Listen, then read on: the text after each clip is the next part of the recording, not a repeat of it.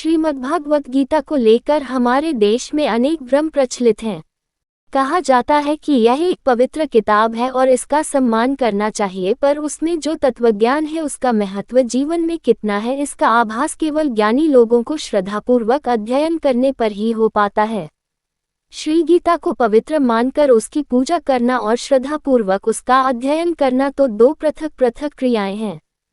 श्री गीता में ऐसा ज्ञान है जिससे हम न केवल उसके आधार पर अपना आत्ममंथन कर सकते हैं, बल्कि दूसरे व्यक्ति के व्यवहार, खान पान तथा रहन सहन के आधार पर उसमें संभावित गुणों का अनुमान भी कर सकते हैं। गीता का ज्ञान एक तरह से दर्पण होने के साथ दूरबीन का काम भी करता है। यही कारण है कि ज्ञानी लोग परमात्मा की निष्काम आराधना करते हुए अपने अंदर ऐसी पवित्र बुद्धि स्थापित होने की इच्छा पालते हैं जिससे वह ज्ञान प्राप्त कर सकें। जब एक बार ज्ञान धारण कर लिया जाता है तो फिर इस संसार के पदार्थों से केवल दैहिक संबंध ही रह जाता है। ज्ञानी लोग उनमें मन फंसाकर अपना जीवन कभी कष्ट में नहीं बनाते। अथर्ववेद में कहा गया है कि ये श्रद्धा धनकाम्य क्रववादा समास्ते ते वा न्येषा कुंभी पर्यादधति सर्वदा। जो श्रद्धाहीन और धन के लालची हैं तथा मांस खाने के लिए तत्पर रहते हैं, वह हमेशा दूसरों के धन पर नजरें गड़ाए रहते हैं।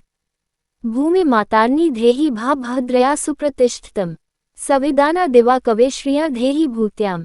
हे मातृभूमि, सभी का कल्याण करने वाली बुद्धि हमें प्रदान कर।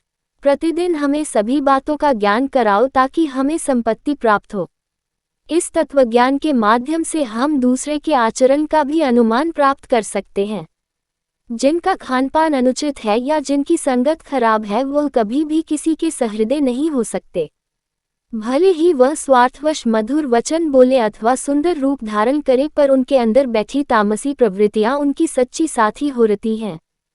कहने का अभिप्राय यह है कि तत्वज्ञान में ज्ञान तथा विज्ञान के ऐसे सूत्र अंतर्निहित हैं जिनकी अगर जानकारी हो जाए तो फिर संसार आनंदमय हो जाता है।